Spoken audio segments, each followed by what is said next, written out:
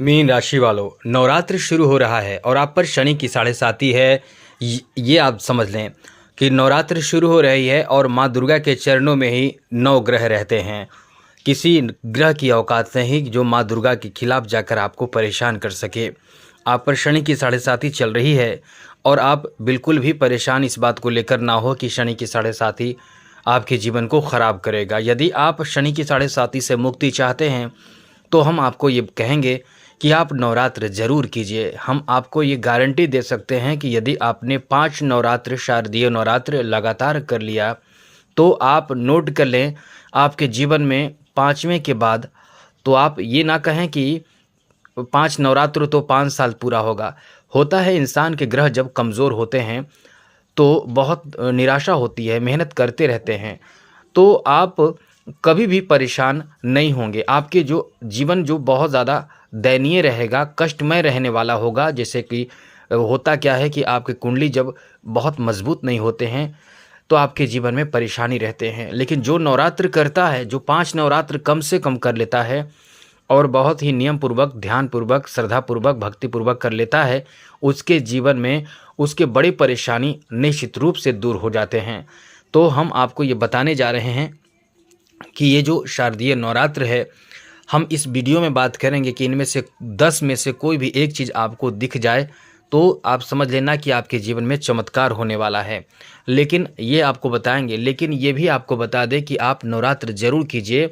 हाँ, ये ऐसा चीज़ है कि आप यदि नवरात्र खुद नहीं कर रहे हैं, घर का कोई सदस्य कर रहा है, तो आप सपोर्ट सहयोग ज़रूर कीजिए। आगे बात करें तो ये भी समझ लीजिए कि जो नवरात्र नहीं आप कर पा रहे हैं, यदि आप नवरात्र नहीं करने के समय अभाव है या कोई भी रीज़न है, कोई भी कारण है, तो केवल इतना ध्यान रखिए कि पहला और अष्टमी का दिन, ये दोनों दिन फास्टिंग रख सकते तो ज़रूर रखिए। माता को चुनरी चढ़ाइए, माता को लाल पुष्प चढ़ाइए, नारियल चढ़ाइए, ये आप कीजिए ज़रूर। और हो सके तो आप नवरात्र में माँ दुर्गा के 108 नाम है वो ज़रूर प्रतिदिन ज़रूर बोलना चाहिए। ये आपको बहुत ज़्यादा लाभ करेगा। और आप नवरात्र करें ना करें, लेकिन नवरात्र में विशेष रूप से यदि आप नवरात्र कर रहे हैं या नहीं भी कर रहे हैं तो आप कोशिश ये कर सकते हैं कि आप नॉनवेज ना खाएं, लहसुन, प्याज, तामसिक भोजन, इन सब चीज़ों से दूर रहें। ये आप ध्यान रखिएगा। तामसिक चीज़ों से दूर जरूर बनाइएगा। साथ साथ जो व्रत कर रहे हैं उनको तो एकदम मना है, लेकिन जो नहीं कर रहे हैं वो भी ऐसा ज़रूर करें। साथ साथ जो व्रत कर रहे हैं वो बाल, दाढ़ी, नाखून बिल्कुल ना बनवाएं। और जो लोग व्रत कर रहे हैं वो किसी भी तरह से किसी छोटे बच्चे या किसी को भी अपमानित या अपशब्द ना कहें, क्रोध में ना आए। ये बात आप ध्यान ज़रूर रखिएगा। नवरात्रि में किसी का भी अपमान नहीं करना चाहिए जब आप कर रहे हैं। किसी की शिकायत नहीं करें, किसी के बारे में अपशब्द ना बोलें, ये सब आपको ध्यान ज़रूर रखना चाहिए। नवरात्रि में आपको कभी भी भूल कर भी कलह नहीं करना चाहिए, विवाद नहीं करना चाहिए। नवरात्रि में आप थोड़े सावधान रहें कि आसपास के लोगों के घर में जाने या ऐसे लोगों के घर में न जाएं जहां बहुत ज़्यादा आपको भय होता है। सुनसान जगह पे न जाएं, क्योंकि नवरात्र में कुछ सिद्धियां लोग प्राप्त करते हैं, इसलिए ऐसे जगहों पर जाने से बचने की कोशिश करें। आगे बात करें तो सबसे ज़रूरी बात हम जो आपको इस वीडियो में बताने जा रहे हैं, नवरात्र में आपको यदि दिख जाए नवरात्र कर रहे हैं या नहीं भी कर रहे हैं तो बहुत ही लकी लोग होंगे जिनको इन 10 में से कोई भी एक चीज़ दिखेगा। तो पहला क्या चीज़ है दोस्तों, यदि आपके घर में पूजा हो रहा है और आपके घर में दीपक जल रहा है, जैसे अखंड ज्योति जलता है, क्योंकि अखंड ज्योति जलाना बहुत ज़्यादा शुभ माना जाता है, क्योंकि ये जब जिस घर में जलता है उस घर में नेगेटिव प्रभाव कभी भी नहीं आता है। पूरे वर्ष तक, पूरे 1 साल तक आपके लिए बहुत उचित चीज़ होता है। और यदि परेशानी होती भी है तो वो छोटे होते हैं या यहाँ तक कि टल जाते हैं। तो दीपक जलाना चाहिए नवरात्र में 9 दिन तक। जो लोग दीपक अखंड ज्योति जलाते हैं या ऐसे भी दीपक जलाते हैं, उनके दीपक में यदि फूल दिख रहा हो, जो लाल फूल दिखता हो सबसे ऊपर में यदि फूल दिख रहा हो तो समझ ले कि यह आपके घर में, परिवार में कोई शुभ, कोई मांगलिक कार्य होने वाला है, या संतान प्राप्ति हो या किसी का विवाह हो, ऐसे शुभ मांगलिक कार्य कराता है। आगे बात करें, दूसरी चीज़ दिख जाए, जैसे पूजा पाठ, यदि कोई पूजा पाठ कर दिख जाए, पूजा पाठ होता हुआ, आरती हो रहा है, सपने यदि आपको दिखे, तो समझ लीजिए कि यह आपके लिए बहुत ही अच्छा संकेत है कि आपके जीवन में बहुत अच्छा समय शुरू होने वाला है। यह आपकी परेशानी को दूर करके जीवन में खुशियाँ, प्रसन्नता और उजाला लाने जा रहा है। सपने में यदि कन्या दिख जाए और वो कन्या क्या कह रही है, ये पर इस बात का पूरा ध्यान रखें, तो आप समझ लें कि आपका जीवन बन जाएगा। सपने में कन्या दिखना अपने आप में बहुत ही ज़्यादा शुभ माना जाता है। यदि आपको सपने में या पूजा जब समाप्त हो जाए, जब पूजा समाप्त करते हैं, तो नवरात्र की पूजा समाप्त होने पर जौ जब उग जाता है, बड़े बड़े हो जाते हैं, तो उसमें से हरी हरी दूबी जो दूबी नहीं, जिसे हम जौ कहते हैं, उसमें यदि आपको सफ़ेद जौ दिख जाए उगा हुआ, तो समझ लीजिए कि वो आपके लिए धन बढ़ाने वाला चीज़ है। वो आपको दसवीं के दिन निकालना है, उसे निकाल कर तिजोरी में रख देना है। ये आपके लिए बहुत शुभ संकेत है। जितना सफ़ेद, पूरा सफ़ेद होनी चाहिए, जड़ से लेकर ऊपर तक, ये दिख जाए तो ये आपको रखना है संभाल कर, जूठा नहीं करना है। आप पर्स में रख सकते हैं, अपने धन रखने की जगह पे रख सकते हैं।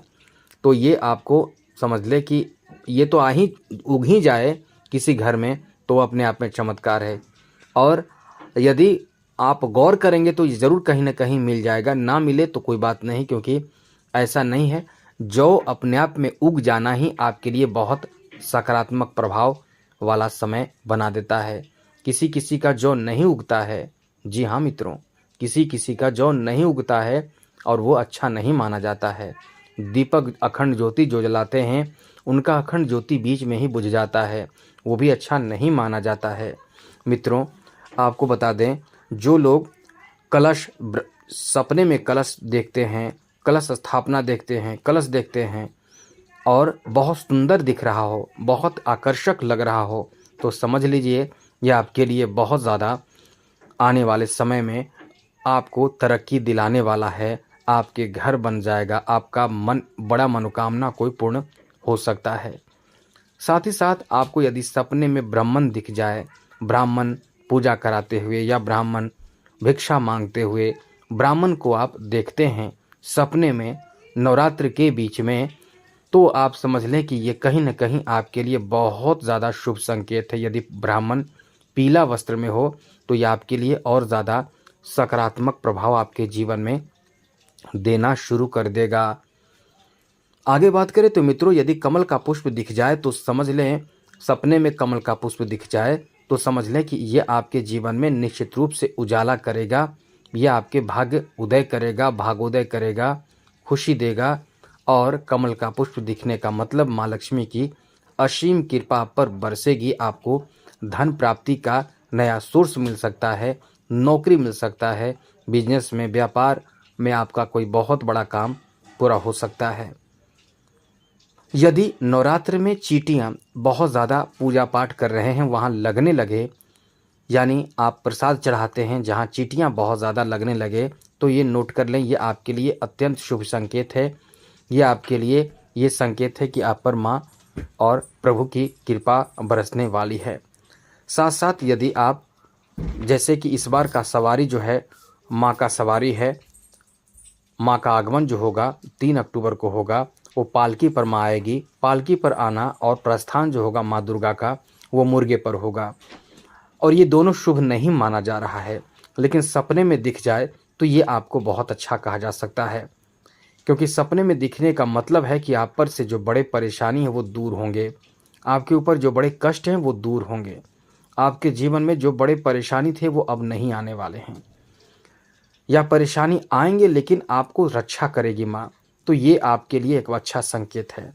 यदि सपने में आप ये चीज़ देखते हैं, तो कभी कभी आप अपने पास नवरात्र में ही अपने पास, आपके पास सिक्का आता है। कभी कभी जब सामग्री आप खरीदते हैं तो सिक्का आता है तो उसमें माँ दुर्गा का चित्र होता है, क्योंकि पैसे जब छपते हैं तो वो कभी कभी माँ दुर्गा का भी, माँ वैष्णो का भी पैसे छप जाते हैं, और वो यदि आपके हाथ लग जाए तो समझ ले कि आपके जीवन में चमत्कार होना ही होना है, निश्चित रूप से आपका भाग्य बदलेगा।